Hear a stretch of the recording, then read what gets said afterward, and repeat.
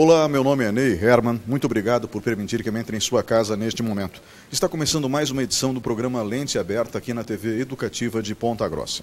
Hoje nós vamos falar sobre doenças do sono. Comigo no estúdio da TV Educativa está o Dr. Francisco Barros Neto, que é médico otorrinolaringologista e, diga-se de passagem, um dos melhores profissionais na sua área no Brasil. Muito obrigado pela sua presença hoje aqui. Obrigado a você, Ney, por mais uma oportunidade de vir aqui e poder contribuir com um pouquinho de informação para a população. Agradeço novamente a sua presença. Voltamos em instantes com o programa Lente Aberta. Por favor, fique conosco.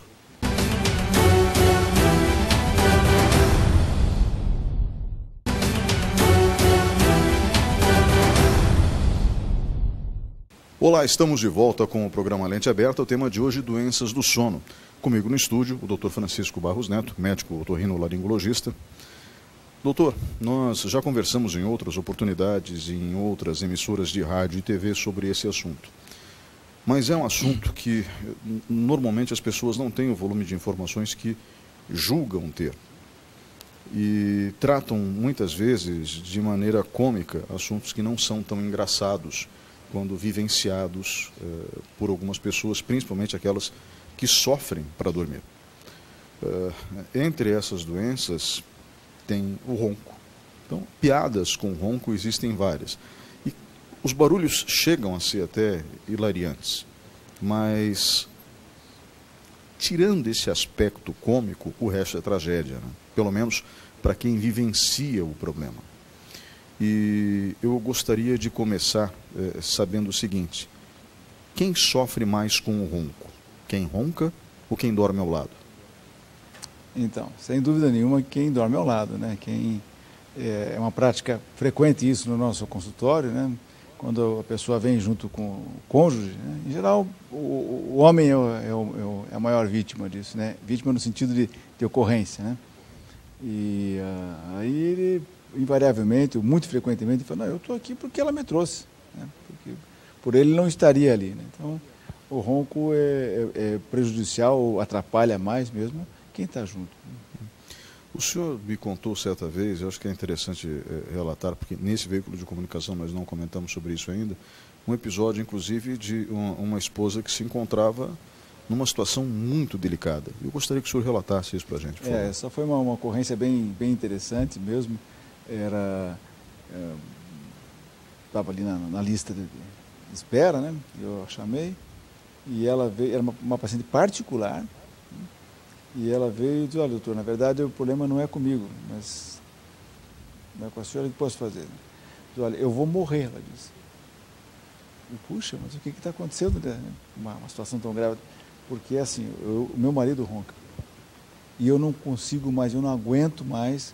E ela comentou depois essa dificuldade do sono e também da repercussão social, no caso de relacionamento, porque ela começou a ir dormir no quarto da filha, que já não morava mais, do filho que não morava mais. E o marido foi colocando na cabeça, achando que ela estava tendo um caso com alguém, já não queria mais ele, e foi criando um atrito de relacionamento assim, que você não esperava que isso pudesse acontecer, e aquilo estava judiando muito dela, estava fazendo ela sofrer muito mesmo, né? Então, para você ver como chega o alcance do problema do ronco. E em relação ao paciente, que mal causa ao paciente que ronca? Olha, basicamente o ronco é mais um problema social mesmo, né?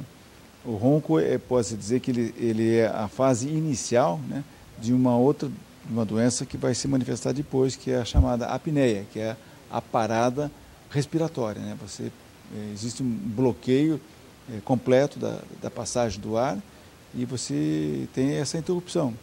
E quando existe aquela situação de que ele volta a respirar, na verdade é porque ele acordou. Então, esse paciente ele acorda várias vezes durante a noite, né? E por conta dessa apneia, ele tem que voltar a respirar, né? Novamente, né? Então, aí sim, aí você começa com um problema médico. Então, nós podemos dizer que o ronco é um problema social e a apneia é um problema médico, né? No caso do problema social, porque atrapalha a vida do casal, literalmente. Uhum. E no caso, ou familiar, dependendo do volume do ronco. Né? Porque É. às vezes acorda a casa inteira. Acorda a casa toda, assim, né? E não só familiar, mas assim, dificuldade às vezes de... Semana passada veio uma pessoa dizendo da dificuldade que ele teve quando ele foi trabalhar junto com outro colega que tiveram que fazer um serviço fora, ficaram no mesmo hotel, dividindo despesa, tal, no mesmo quarto, né? E o rapaz, o colega disse, olha, eu não tenho condições mais de ficar com você aqui, porque você ronca demais. Aí, e aí ele se deu conta de que ele tinha que acolher melhor a queixa da esposa, né? Que ele até então não dava muita consideração. Né? Interessante. O colega de trabalho ele se preocupou, mas a esposa não. A esposa não. Eu acho que é um problema que nós latino-americanos temos que rever com certa urgência, né? o senso de prioridade. É verdade. Doutor, eu gostaria de saber o seguinte, quais são as causas do ronco? Bom, a causa do ronco o ronco pode-se dizer que é o barulho produzido pelas estruturas da garganta quando o ar passa estreitado nessa região, né? Então ele por um fenômeno de pressão ali, ele faz vibrar essas estruturas, seja a parte do chamado palato mole, né, que é aquela da campainha, seja as paredes da faringe, ou mesmo mais embaixo, na base da língua, né, que é uma situação que pode acontecer também, né? Então, basicamente, o ronco seria isso, é o barulho produzido pela vibração das estruturas da garganta, quando o ar passa de maneira estreitada. Né? E isso é mais comum em pessoas com sobrepeso do que pessoas com peso normal? Exatamente. Por quê? Por causa do acúmulo de gordura, que não se faz só na barriga da pessoa, né? Ela também se deposita nesses tecidos da garganta da pessoa. E, além do aumento de volume, o próprio peso que isso acarreta nessas estruturas. Significa que quando uma pessoa engorda, ela engorda não só por fora, como ela acha, no meu caso, na barriga ou no rosto, mas também por dentro. Por dentro. Né? Existe até uma situação descrita, achei interessante, que é uma sigla em inglês, né, que fala TOF, né? Ele é thin outside e fat inside. Né? Quer dizer, ele é magro por fora e gordo por dentro. Isso também pode ocorrer? Pode ocorrer também. Mas daí, nesse caso, como se faz? Aí você tem que tratar de uma maneira que você vença essa resistência do ar daí, né? Porque para emagrecer mais do que ele já... Se ele está com peso normal, né? Essa é uma característica pessoal dele. Não é uma coisa frequente, mas me chamou a atenção num congresso quando eu vi esse relato de situação. Doutor, tirando esse caso específico, quando um paciente chega no seu consultório dizendo que está roncando demais e que isso atrapalha a vida conjugal dele, ou social, o senhor recomenda, em primeiro lugar, que ele perca peso antes de fazer um procedimento cirúrgico? Na verdade, tem que, se é o caso, né, que ele está com o peso fora do normal, sim, né, com certeza. Né, isso ele tem que trabalhar nessa causa mais visível, vamos chamar assim, né? E além disso, com todo o benefício que você tem de uma pessoa que tem o peso adequado ao seu tamanho, né? Se não tem, ele é um candidato a desenvolver uma hipertensão arterial na frente, um problema de diabetes, né? As chamadas diabesidades. Então, isso tem que ser corrigido, né? Nós sabemos que os Estados Unidos mesmo está vivendo uma situação complicada, até por conta da obesidade da população, né? É um problema muito, muito sério. No caso dos Estados Unidos e de outras nações ricas, é a obesidade que não traz nutrição, né? Nenhuma. Então, daí são os gordos desnutridos, o que é uma coisa muito estranha. Estranha, paradoxal até parece, né? Exatamente. Por conta da qualidade de alimentação, né? Que é ricas em carboidratos, né? O carboidrato refinado, vamos chamar, né? Existe o bom carboidrato, que é aquele, por exemplo, tudo tem carboidrato, né? Que não for proteína, basicamente, né? Mas os legumes, cenoura, batata, tudo tem carboidrato. O problema é o carboidrato refinado, que é a farinha, basicamente, né? Esse é nocivo, quer dizer, em excesso. Em excesso, né? Existe, fugindo um pouquinho da nossa conversa, mas hoje tem-se muito... Está muito em voga o problema do glúten, né? E é uma coisa realmente que tem que se ter em mente a mudança que vem acontecendo na alimentação das pessoas, né?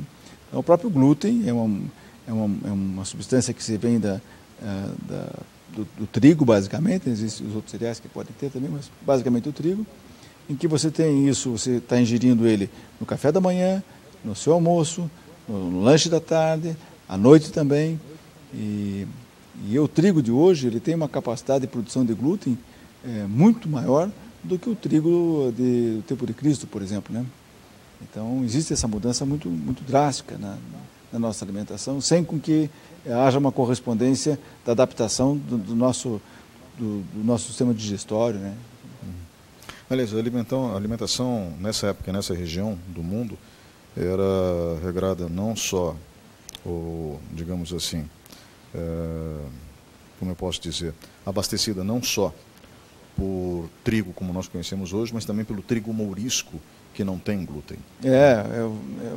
Tem o farro também, que são outras substâncias, né, que você tem. E que não fazem mais parte da nossa dieta nos dias de hoje. Porque para a produção em larga escala, né, parece que não se presta a isso, né, ou não se consegue dessa maneira, né? Até porque o sabor não é o mesmo, então isso acaba afetando a questão comercial do produto. Exatamente. Né? O açúcar também é outra coisa, né? Nociva nesse caso.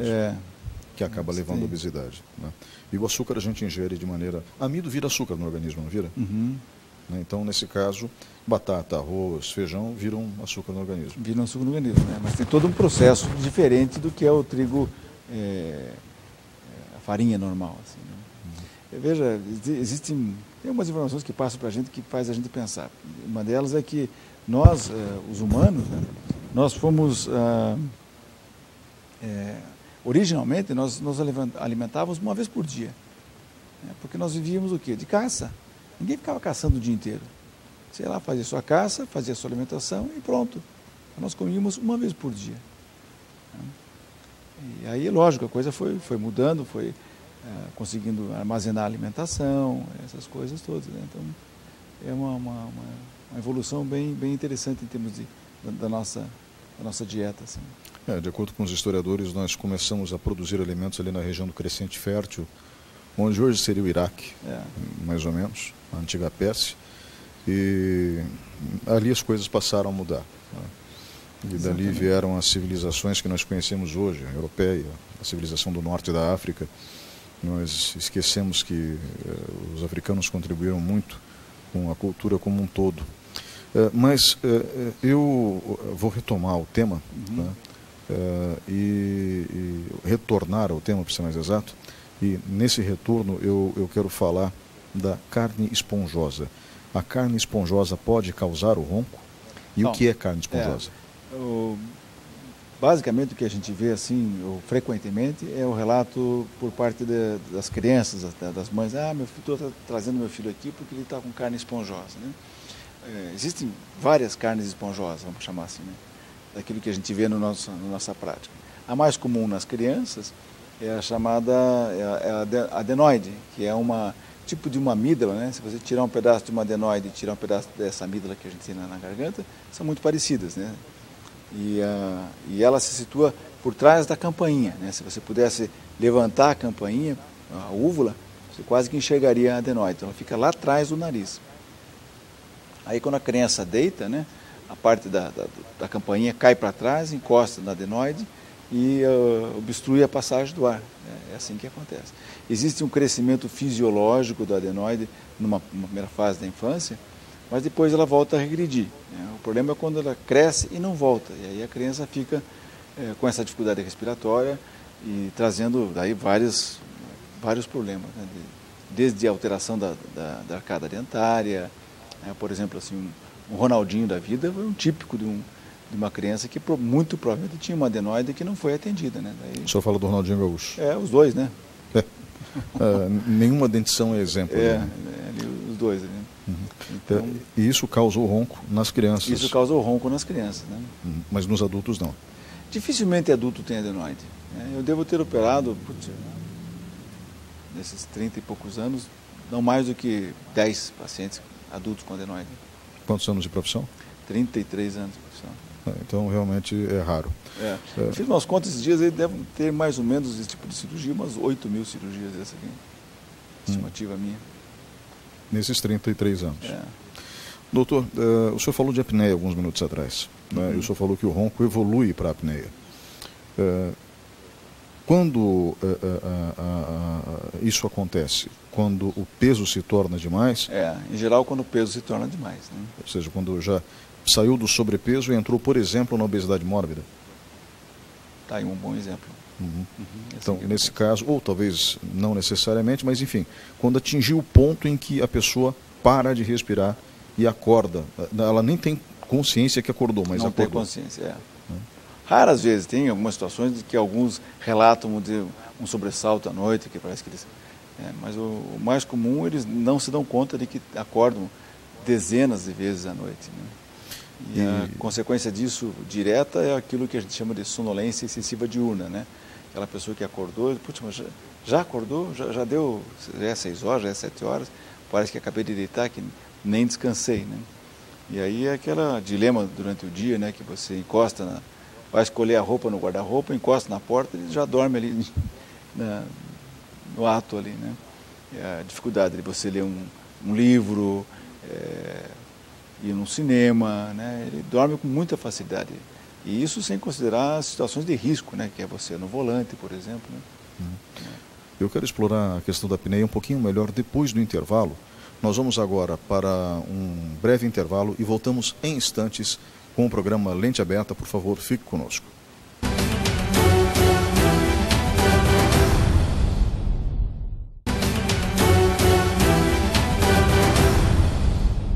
Olá, estamos de volta com o terceiro bloco do programa Lente Aberta. O tema de hoje, doenças do sono. Comigo no estúdio está o doutor Francisco Barros Neto, que é médico otorrinolaringologista. Doutor, terminamos o bloco anterior falando de apneia e da, literalmente, dificuldade que tem alguém com esse tipo de problema, que acorda várias vezes durante a noite e às vezes nem percebe que acordou. E geralmente ele acorda porque ele para de respirar. Esse ato de parar de respirar, mesmo que seja por um instante, pode resultar, por exemplo, numa parada cardíaca ou numa parada respiratória de indefinitivo? Essa é uma situação muito infrequente, mas pode acontecer sim. Né? O prejuízo maior é por essa oscilação de oxigenação que você tem no sangue da pessoa, sabe? Quer dizer, você diminui o oxigênio, volta, diminui o oxigênio, volta. Né? Essa perfusão e reperfusão, né? O bloqueio e reperfusão, que é uma situação bastante de dano para o organismo da pessoa. Mas pode acontecer sim, a pessoa eventualmente num quadro de apneia profunda, se ela ainda tem lá um agravante, ela fez uso de um álcool, tomou algum remédio que sedasse ela mais, né? Isso pode acontecer. Eu tenho, acho que 2 pacientes que eu imagino que eles acabaram morrendo por conta disso aí, sabe? Ou talvez favoreceu de maneira importante uma ocorrência de um infarto. Né? Doutor, eu queria, já que o senhor tocou nesse assunto, fazer uma pergunta. Digamos que o cidadão ou a cidadã tenha um problema crônico de ronco, mas numa determinada noite, jantar em casa, beber um pouco mais de vinho que é o habitual. E o organismo teve um relaxamento profundo. Nesse relaxamento profundo, aquela noite em particular, ele ou ela podem ter crises de apneia? Pode. Né? Algo que não é rotineiro. Já começa a apresentar as apneias. Como eu disse para você, né? A apneia ela é uma evolução do ronco. Né? A pessoa ronca bastante, depois, à medida que isso vai se agravando, essa interrupção do fluxo do ar vai acontecendo, ele vai passando a ter períodos de apneia. Né? Todos nós temos, né? Tanto é que se você fizer uma polissonografia, existe um indicador que é o índice de apneia e hipopneia, né? Em que até 5 a gente considera como normal. Né? Isso durante as 8 horas de sono? Durante as 8 horas de sono. Né? Comentávamos no intervalo que se o sono não fosse importante, seria o maior erro da natureza? Exatamente. Eu achei isso uma colocação muito interessante, me fez refletir sobre a importância da gente se dedicar um pouco mais ao assunto e tentar ajudar o paciente. 1/3 da nossa vida nós passamos dormindo, né? Quer dizer, se isso não fosse realmente uma coisa importante, vital, né, seria o maior erro, um dos maiores erros da natureza. Né? Então, por isso que cuidar do sono é tão importante. Muito importante, muito importante. A gente, assim, os bem estudiosos do assunto, né, recomendam, né, a chamada higiene do sono, né, que é um paralelo com isso. Você vai se alimentar, você lava as suas mãos, você se prepara para isso. Né? A mesma coisa com relação ao sono. Né? Hoje nós temos alguns estudos mostrando o efeito maléfico, por exemplo, da luz azul que você tem nos computadores e smartphones, as coisas todas, você fica lá até a hora de você dormir. Isso retarda a produção, por exemplo, de melatonina, né, que é uma substância que nos ajuda a dormir melhor. Né? Então, é o barulho, é você ter estar mal coberto ou muito bem coberto. Quer dizer, você tem que ter um ambiente favorável para que o seu sono seja bom, tenha uma boa qualidade. Né? Então, tem alimentação, né? O próprio álcool, né? Nós já conversamos isso, a sensibilidade que algumas pessoas têm com relação a estimulantes, né? Como café, né? Coca-Cola. Engraçado, eu já tive situações de Coca-Cola, né, me tirar o sono. Eu deitei, normalmente durmo muito bem, né? 5 minutos eu estou dormindo. Eu me bati, virava, mas o que é? Não tenho nada assim preocupante, né? Que é uma das coisas que atrapalha o sono, são as preocupações da vida, né? E aí, digo a Coca-Cola que eu tomei. Então, a Coca-Cola me tirou o sono. Até mesmo porque Coca-Cola tem cafeína. Né? Eu ainda quero explorar um pouquinho mais o aspecto da apneia e saber o seguinte. Existe solução cirúrgica para a apneia? Não. Existe. Às vezes você tem o crescimento não chega a ser a carne esponjosa da adenoide, mas tem muitos adultos que têm as amígdalas que são verdadeiras batatas dentro da boca, né? Um volume muito grande, né? E quando você retira aquilo, nossa, abre um espaço tremendo. Tenho vários pacientes operados e que até mesmo já com um peso um pouco maior, né? Aliás, a própria apneia, a ocorrência dela, ela dificulta a redução do peso. Então, às vezes é preciso você tratar essa apneia usando um dispositivo, né, o chamado CPAP, né, que é de uma sigla em inglês, de um aparelho que joga ar dentro de você, né, com pressão positiva. Né? E para vencer aquela barreira da passagem do ar. Né? Então, você põe a pessoa no CPAP, isso melhora a qualidade de vida dela e ela consegue emagrecer. Às vezes ela não consegue emagrecer por conta da apneia. Então, mesmo que depois ela vai abandonar o uso do CPAP, né? Quando eu conseguir chegar ao peso que ela quer, etc. Mas as cirurgias para apneia existem. Então tem essas da garganta, onde você mexe ali com as amígdalas, se é o caso. Também na parte ali do palato mole. Hoje os autores já não estão mais indicando que você atue na linha média, mas mais nas paredes laterais da faringe, né? É uma chamada faringoplastia lateral modificada, que é uma técnica um pouco diferente. Tudo tem estudos para isso. Né? E a outra parte de cirurgia também, de partes moles, vamos chamar assim, seria com relação à língua. Né? Às vezes a língua também tem um volume tal que ela se posiciona para trás, durante o sono e provoca essa obstrução da passagem. Então você atua diminuindo o tamanho da língua da pessoa. E tem também, em termos de cirurgia, as chamadas cirurgias esqueléticas, né? Que aí você vai mexer na parte óssea da pessoa, tanto na mandíbula como na maxila. Por exemplo, um Noel Rosas provavelmente era um apneico, né? Fazia as apneias dele. Né? Se você lembrar bem da figura dele, com aquele queixinho para trás, né? Então esse posicionamento da mandíbula faz com que a língua se desloque para trás. Tá? Aí você tem que fazer essa cirurgia puxando a mandíbula para frente e às vezes até a maxila também. Né? Aí você abre espaço também atrás. Né? Essas cirurgias são pagas pelo Sistema Único de Saúde? São pagas pelo Sistema Único de Saúde. Basta que o médico do sistema público faça a prescrição. Seja habilitado. Né? Ou existem os serviços para isso. Né? Agora, doutor... Os dentistas fazem essa parte muito bem também, sabe? Qual? As cirurgias ortognáticas. Uhum. Chamadas, eles trabalham muito bem com isso aí também. Isso ajuda? Ajuda, nossa. Tanto é que tem uma especialidade chamada odontologia do sono, né? Eles também trabalham muito bem com isso. Sinceramente, eu não sabia. Então, eles trabalham justamente para tentar facilitar a vida do paciente para que ele volte a dormir, mas não através da medicina, e sim da odontologia. Odontologia, né? Através dessas cirurgias que mexem na estrutura óssea, é isso? Isso mesmo. Uhum. Mas normalmente isso é feito por médicos? Aqui em Ponta Grossa, só os dentistas fazem. Só os dentistas? Só os dentistas fazem. Interessante. A formação deles é muito boa. Uhum. Eu não duvido disso nem por um instante. Até porque o nosso curso de odontologia é excelente, né? E normalmente saem dali excelentes profissionais por consequência.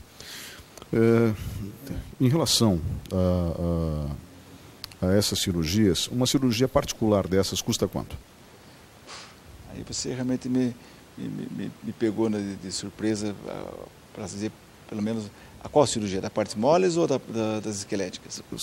Vamos começar pelas mais esqueléticas e daí pelas partes moles. Bom, pelas partes, que é a que a gente atua, né? Uhum. Bom, é uma cirurgia de amígdala, né? Isso vai te custar, talvez, aí entre particular, entre a equipe cirúrgica e o hospital, em torno de uns R$6.000, R$7.000, mais ou menos. E essas da estrutura óssea? Essa é uma cirurgia mais complexa, porque o preparo delas também, às vezes vai te demorar aí questão de mais de ano você preparar o paciente, porque você tem que acertar o encaixe da mordida dele depois, sabe? Então isso é mais de ano até para você preparar. Provavelmente o dobro desse valor ou mais. Uhum. É muito mais demorada, né? Essa minha cirurgia, hoje, depois de tantas assim, me toma aí uns 40 minutos, mais ou menos, né? Essa cirurgia deles é 3 horas, 3 horas e meia, 4 horas, às vezes. É um tempo longo. O que eu gostaria de saber também é o seguinte,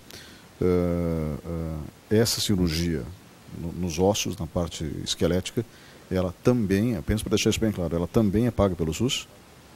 Ou essa não? O senhor não tem certeza nesse momento? Eu não saberia dizer para você isso aqui. Então, se o senhor não tem certeza, é porque provavelmente é mais difícil de ser conseguida pelo Sistema Único de Saúde. Porque tem que ter um serviço de cirurgia bucomaxilo pelo SUS, assim, que faz. Eu sei que eles tinham, por exemplo, aqui no pronto-socorro, mas para atendimento de emergência. Né? Eles trabalham muito bem com fratura de face, essas coisas assim, eles que atendiam. Né? Então, mas daí é emergência, né? Não é eletiva como essa. Não é eletiva como essa aqui. Bom, a gente falou que a apneia pode, alguns minutos atrás falamos isso, a apneia pode, não que faça isso, mas pode gerar uma parada cardíaca ou até mesmo uma parada respiratória em definitivo. E isso assusta muita gente, é óbvio. Vou dormir, ótimo, daí você não acorda. Né? A família entra em choque, é algo que realmente causa um impacto muito grande, uma comoção muito grande. E por quê? Porque eu roncava e tinha apneia. Então, teoricamente, as pessoas não levam isso a sério e, à medida que a gente vai conversando, elas vão vendo o quão isso é sério. E a necessidade de tratamento. Entre os tratamentos que o senhor mencionou, tem a máquina, o CPAP. O chamado CPAP, Quanto custa essa máquina? Hoje barateou bastante, né? Você compra pela internet isso, né? Você recebe na sua casa. A orientação que eu dou para os pacientes é que, no primeiro uso, eles procurem uma empresa que trabalhe com isso, porque, em geral, essas empresas elas dão um atendimento sequencial ao uso do aparelho. Né? Essas máquinas elas vêm com um cartãozinho, um chip, que depois de um tempo ele volta em quem vendeu, ela põe no computador e vê o quanto ele usou, a eficiência que foi, sabe? Uma coisa bem bacana. Só que tem um preço para isso. Né? O SUS dá essas máquinas também. O SUS também dá. Interessante. E aí se você compra na internet, tá bom, poxa, paguei R$1.000 a máquina, tá bom, aí chega na sua casa, tá bom, e aí você vai fazer o que com ela? Né? Então, acho interessante que você tenha essa assessoria. Né? A parte do SUS, aqui em Ponta Grossa, eu tinha recomendado um paciente que, na verdade, ele veio, era até uma pessoa indicada pelo trânsito, né, porque ele apresentava na renovação da carteira dele sinais característicos de que ele pudesse vir a ser uma pessoa que tivesse um distúrbio respiratório do sono, a apneia. Né? E aí fizemos a polissonografia, tá, constatamos, e ele teria que, olha, você tem que tratar isso aqui, mas, puxa, eu não tenho condições para tal, né? Aí encaminhei ele para o SUS, né? E aí ele voltou depois dizendo que parece que tinha um número limitado e que esse número já tinha sido para os próximos meses, e como ele tinha que resolver o problema da carteira dele para voltar a dirigir, né, motorista profissional, aí ele foi procurar a iniciativa privada para fazer isso. Uhum. O equipamento que não é pago pelo SUS, ou seja, que é comprado por uma empresa que lida com isso, custa mais ou menos quanto? Uns R$2.000? Talvez um pouquinho mais aí, sabe? Deve estar. É que acho que em torno de uns 3 mil. Depende também por conta da sofisticação que eles têm, né? Uhum. Existem os modelos mais sofisticados apresentam aquilo que eles chamam de conforto respiratório, porque como ele injeta ar continuamente, né? Como é que fica a hora de você expirar, se aquilo está injetando ar, né? Então esses mais novos, eles têm um sensor que ele entende que você vai expirar e ele diminui a pressão. Aí você consegue fazer a expiração de maneira mais tranquila, né? Uhum. Aí você tem, por exemplo, alguns que aquecem o ar. Imagina que você está, às vezes, um inverno frio, a temperatura ambiente lá baixa, e aquilo fica injetando aquele ar que não consegue passar com a velocidade necessária para que a via aérea aqueça o ar, né? Porque ele joga aquele ar. Então você vai com aquele ar gelado para dentro de você. E a outra situação é, da mesma forma, nesse mesmo raciocínio, não consegue umedecer o ar de maneira adequada. Então esses aparelhos mais sofisticados, eles aquecem o ar, eles umidificam o ar, né? Então fica mais confortável. Evidente que tudo isso tem um preço para isso, né? Eu acredito. Doutor, eu dei uma ênfase muito grande nessa questão respiratória, até mesmo porque é a sua especialidade. Mas existem outras doenças do sono além dessas. Uhum. E o senhor já falou, a principal consequência da apneia, ou seja, que é a sonolência diurna, que pode levar a diversos inconvenientes, um deles gravíssimo, que é dormir no volante, causando acidentes de trânsito, por vezes, fatais. Operação de máquinas também. Também, né? Também, o que é bem preocupante, né? Entre essas outras doenças do sono, nós temos algumas que não estão ligadas necessariamente à sua área de especialidade, mas eu sei que o senhor domina. E eu gostaria que o senhor conversasse comigo sobre elas daqui a pouquinho. Nós vamos para um breve intervalo e voltamos em instantes.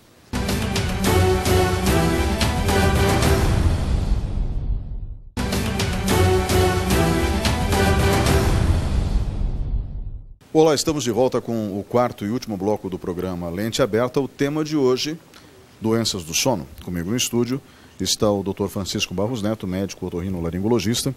Doutor, as doenças do sono se dividem em 2 grupos, não é mesmo? Uhum. De maneira mais didática, a gente coloca dessa maneira, né? As doenças respiratórias, os distúrbios respiratórios e os distúrbios não respiratórios, né? Os respiratórios é aquilo que a gente conversou até então, relacionados com a passagem do ar. Por favor, continue. E os não respiratórios aí envolve aquela qualidade de sono, ou a integridade do sono também, né? Tanto você pegar no sono, que é a própria insônia que a pessoa tem, né? Ou a sonolência excessiva também, terrores noturnos, sonambulismo. Existe uma coisa bastante incômoda, principalmente para quem também dorme junto, que é aquela síndrome das pernas inquietas, né? Que a pessoa fica tendo aquelas mexidas na perna e isso incomoda a pessoa e também a quem está dormindo com ele, né? Ou ela. Doutor, eu gostaria só de, antes de começar a falar sobre essas doenças, existe um exame, e existe aqui em Ponta Grossa o Instituto do Sono que faz esse exame, não sei se faz pelo SUS também, que é a polissonografia. É isso, né? Exatamente, como funciona esse exame? Então, esse exame é o que a gente consegue ter de mais real na ocorrência do sono da pessoa, né? você passa a noite, né? Você é monitorado, existem uns fiozinhos que são ligados a você. Tem uma câmera de televisão que a técnica observa todo o seu sono, né? E isso tudo vai para um banco de dados e aí é tudo colocado no computador e ele faz a montagem de todo o que aconteceu durante o seu sono, né? Desde as frequências, as arritmias de coração que eventualmente você possa vir a ter, quantas vezes você acordou, porque esse negócio de acordar à noite, as pessoas não lembram porque elas não chegam a ter acordar, mas no eletroencefalograma o registro era que ela voltou para a vigília, né? Ela saiu das ondas de sono e voltou para a vigília. Então isso para a gente é o acordar. Assim. E agora tem uma coisa muito bacana também que fiquei sabendo do Instituto do Sono lá. Eles têm agora os polígrafos, né? Que a ciência vai crescendo, a tecnologia vai aumentando, de você fazer o exame em casa agora. Eles conseguiram melhorar de tal maneira que para boa parte dos distúrbios respiratórios do sono você consegue detectar o que for preciso para você indicar o seu tratamento fazendo em casa, né? Então a técnica vai na sua casa, instala o aparelho em você, né? Te dá às vezes algumas orientações com relação, por exemplo, como é que você desliga, se você precisar ir no banheiro, alguma coisa que vale, né? E você faz o exame na sua casa. Outro dia ela entrega, ela tira o cartãozinho e tem toda a análise do sono. E o senhor citou uma série de doenças que podem ser detectadas nesse exame. Uma doença que chama a atenção, a síndrome das pernas inquietas. Basicamente é como se o sujeito sonhasse que é Lionel Messi na final da Copa do Mundo. O que deve ser um pesadelo porque ele perdeu para a Alemanha, né? Mas, de qualquer maneira, as pernas se mexem muito e ele chega a chutar o cônjuge, enfim, quem estiver dormindo com ele, é isso? Seria mais ou menos isso, né? E aí traz esse movimento na cama e chega a acordá-lo também, né? Ele mesmo se incomoda com isso, né? E para isso, esse não tem cirurgia, esse seria a base de medicamentos que você tem que fazer para isso, né? Ou seja, daí o acompanhamento com o neurologista. Quem trata especificamente, mais frequentemente, apesar da gente procurar se inteirar mais sobre o assunto, né? Mas nós como otorrino, mas essa parte, quem lida mais é o neurologista mesmo. O que é terror noturno? Terror noturno em criança você vê isso com mais frequência, né? Aquela criança que acorda chorando à noite, né?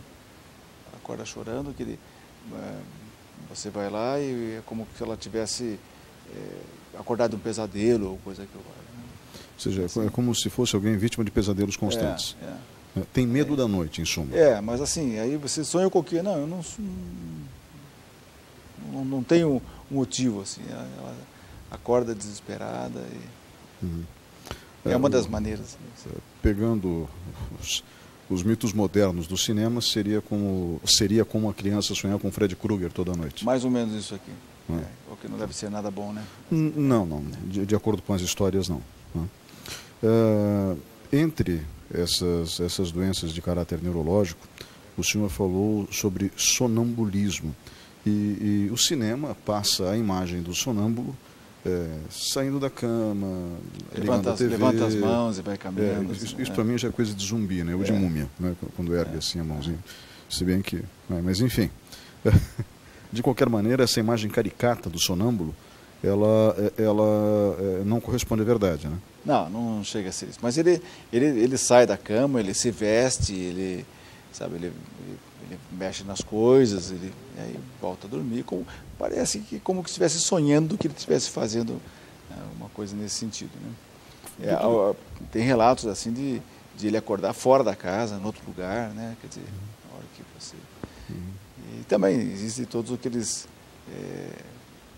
crenças, né? De você não poder acordar o sonâmbulo, né? Você vai causar um trauma para ele, coisa. Pode acordar? Pode acordar. Então tá bom. Existe algum risco para ele e para quem está perto dele? Por exemplo, sei lá, a mulher é sonâmbula ou o homem é sonâmbulo, vai esquentar uma água para fazer um café. e de repente coloca fogo na casa. Isso é possível ou não chega tanto? Acho que não chega tanto assim, pelo menos não lembro de relatos assim que chegasse a isso também. Mas sabe como é que é? A pessoa humana faz coisas, acontece coisas que a gente não dá para se admirar, né? Quer dizer, ou se surpreende realmente, né? Agora, ele pode chegar a sair de casa e ser atropelado no meio do caminho? Pode, né? Pode. Isso é viável? Isso é viável, isso pode acontecer, né? Ou pegar o carro e atravessar um preferencial. Existem sonâmbulos que dirigem? Existe sonâmbulo que dirige. Né? Isso realmente é muito perigoso. Né? Isso é realmente Lógico, muito nós estamos falando de uma situação muito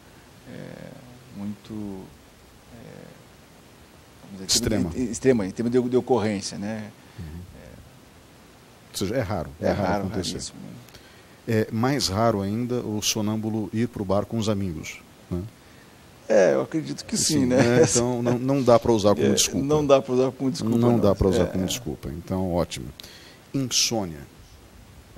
Essa é uma situação extremamente desagradável também, né? Porque há um comprometimento da qualidade de vida do dia seguinte fenomenal, né? Irrita muito a pessoa. Eu acho que todos nós já tivemos, vez por outra, uma ocorrência dessa, né? Seja por questão de você ter tomado uma Coca-Cola, um café que te provocou insônia, ou mesmo preocupações do dia a dia, né? E o problema é quando isso se torna frequente, né? Toda noite vira um martírio a vida da pessoa, né? Aí você tem que talvez trocar de emprego, ser um vigia à noite ou coisa que valha para você poder. Estou brincando, né? Isso mas tem tratamento para isso, evidentemente. Né? O tratamento normalmente é neurológico, normalmente são, acho que, relaxantes musculares ou coisas que o valem, eu não tenho certeza. Né? São drogas hipnóticas que eles chamam, né? Que você pode usar para isso aqui. Mas aí volto a dizer, tem toda uma situação de higiene do sono que você pode preparar, né? Eu acho que hoje tem entrado muito a parte não chega, vamos dizer assim, um controle mental, mas você entender a importância de você buscar um relaxamento, né? Uma meditação, uma coisa que você vai acalmando a sua mente, vai treinando ela, né? Isso existe, parece, uma certa tendência a isso, né? A gente tem sempre escutado alguns trabalhos mostrando a importância disso na vida, na saúde da pessoa como um todo, desde controle da pressão arterial, né? Pessoas que meditam essa prática, né? Elas conseguem um controle muito melhor da pressão arterial, largando o medicamento, inclusive, né? Controle de ansiedade por conta de alimentação também. Tem umas coisas muito, muito bacanas que tem nesse sentido e que vem ajudar, né? Tudo é uma somatória de coisas que você busca para a saúde da pessoa, né? Doutor, yoga funciona como técnica para tentar amenizar a insônia? Funciona assim, né? A gente sabe de resultados muito bons em várias outras, não só no sono, mas com outros objetivos na restauração, na recuperação da saúde da pessoa, né? Vale a pena sim. Evidente que tem as várias escolas de yoga, né? Mas tudo aquilo que você consegue trazer uma harmonização de mente e corpo, né? Com certeza tem que ter um resultado benéfico no sono também. Bom, seguindo essa linha de raciocínio, o conhecimento oriental pode ser proveitoso. Tai Chi, por exemplo, ou então a acupuntura. A acupuntura é comprovado já, né, que tem resultados práticos, é isso? Com certeza. Também existe, parece que está voltando, que está existindo um movimento de entendimento, né, da necessidade de se olhar com mais respeito, né, a essa medicina oriental, né? A medicina chinesa tem 5.000 anos, a medicina indiana tem mais antiga ainda, né? E trata-se até hoje a turma lá dessa maneira, né? A acupuntura, para você ter uma ideia, ela teve até onde eu sei, o despertar do Ocidente para lá foi numa visita do Jimmy Carter, né? Faz muito tempo, isso nos anos 70, né? Exatamente, quando um assessor dele precisou ser operado na China, de emergência, e ele foi operado, foi feita anestesia com acupuntura. Eles ficaram maravilhados com aquela situação, né? E aí tem-se cada vez mais, tanto é que hoje nós temos os planos de saúde já acupuntura francamente estabelecida no nosso... O problema da insônia, ele é causado normalmente por estresse? Eu acho que o mais frequentemente é por estresse, com certeza, né? A grande maioria das pessoas que estão sofrendo de insônia, é estresse. Eu me lembro de uma piada que, infelizmente, retrata essa situação, e aqui eu não quero desrespeitar nenhuma etnia, né? Mas numa comunidade árabe, um cidadão não conseguia dormir, e a esposa perguntou por quê. Tenho que pagar uma dívida amanhã, não sei o que fazer. A esposa não teve dúvida, ligou para o credor e falou: oi, tudo bem? Tudo. Meu marido não tem dinheiro para pagar você. Desligou. Por que você fez isso? O marido perguntou. Agora você pode dormir, quem não vai dormir é ele. Né? Então as preocupações, elas passam de uma pessoa para outra, afetam às vezes os funcionários de uma empresa que passa por dificuldades, afetam a vida familiar, um casal prestes a se separar, enfim, o estresse é constante. E a conectividade excessiva também. Eu me lembro de filósofos muito preocupados quando a TV virou um veículo de comunicação de massa, efetivamente, e eles comentavam lá nos anos 50 que a conectividade excessiva poderia fazer mal à humanidade. Eles não tinham a mínima noção do que vinha a seguir com a internet, com as redes sociais.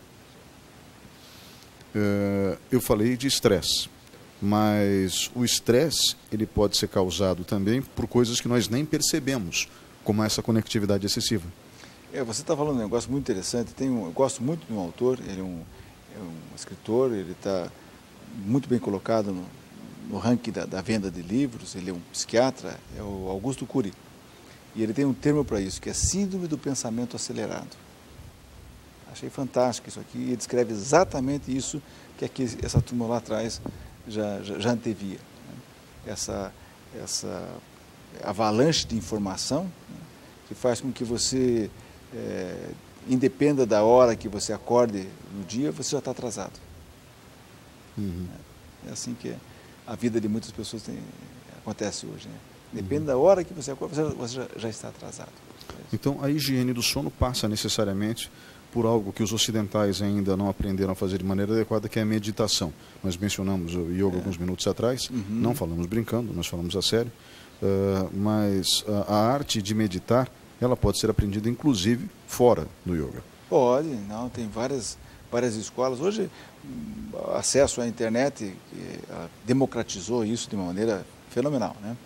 Você baixa aplicativos, você tem o YouTube da vida, que tem aulas demonstrativas, e aí você tem até me lembro do pessoal comentando, de uma dessas aulinhas de meditação de 1 minuto. Né? Ele te orienta, te ensina a você meditar 1 minuto. Né? Fila de banco, você parou, só com movimento respiratório, só com exercício respiratório. É uma coisa muito simples, né? E que pode mudar muita coisa na vida da gente. Né? Essa própria ansiedade que você chega em casa, por exemplo, na comida, né? Se você parar, fizer 10 inspirações, com certeza a sua abordagem na sua alimentação vai ser outra. Coisa simples. O senhor falou em higiene do sono, apenas para a gente concluir o programa. Essa higiene do sono não se dá apenas por esse processo de se afastar da TV, do celular, do computador, mas também pela alimentação. Eu conheço muita gente que de forma quase hilária diz: vou fazer um lanchinho, né? Daí pega um pedaço de costela, né? Uma cerveja, e daí vai dormir. É óbvio que não vai dormir. Né? Se for dormir, merece aplauso, porque sinceramente é muito difícil isso. O adequado é que se coma quantas horas antes de ir dormir? Bom, o ideal em termos de alimentação do jantar seja por volta das 7 horas da noite. Né? Se você vai dormir mais tarde, né, nada impede que você faça o que eles chamam de um lanche, coisa leve, muito leve, para quem tem necessidade disso, né? Mas não mais do que isso aqui. Né? É assim, o que eu vou dizer para você, talvez um copo de leite, uma fruta, alguma coisa para... Não como a costela, né? Não como a costela, né? Não é uma costela e nem um X-tudo, né? Entendo. Então, umas 3, 4 horas antes de dormir, literalmente, diminui-se o volume de alimentação. Alimenta-se com esse período de antecedência e isso vai, pelo menos, facilitar as coisas. Se não curar a insônia, o correto é procurar um médico? O correto é procurar um médico. A pessoa tem que dormir. Volta aquilo que nós falamos, né? O sono é uma situação extremamente importante da vida da pessoa, né? Senão não perderíamos, entre aspas, né, 1/3 da nossa vida. Dormindo. Nem todo mundo faz essa conta, né? O dia tem 24 horas, nós dormimos 8, então a gente passa 1/3 da nossa vida dormindo. 1/3 da vida dormindo. Doutor, eu gostaria muito de agradecer a sua presença hoje aqui. Eu sei que sua rotina é muito ocupada, o senhor atende muitos pacientes ao longo do dia, o senhor faz cirurgias todos os dias. E quando eu disse na abertura do programa que o senhor é um dos melhores profissionais da sua área no Brasil, isso foi me dito por outros colegas médicos seus. E eu realmente acredito nisso. Além do fato do senhor ser um dos melhores seres humanos que eu conheço nessa cidade. Muito obrigado, Guilherme. Então, obrigado pela sua presença hoje aqui. Disponha sempre do que puder para a gente colaborar com vocês. O senhor indica que as pessoas façam pesquisas na internet caso tenham dúvidas? Eu acho que é um instrumento totalmente democrático, né? Está aí para ser usado mesmo, né? Tem, com certeza, fontes interessantes, outras nem tanto, né? Mas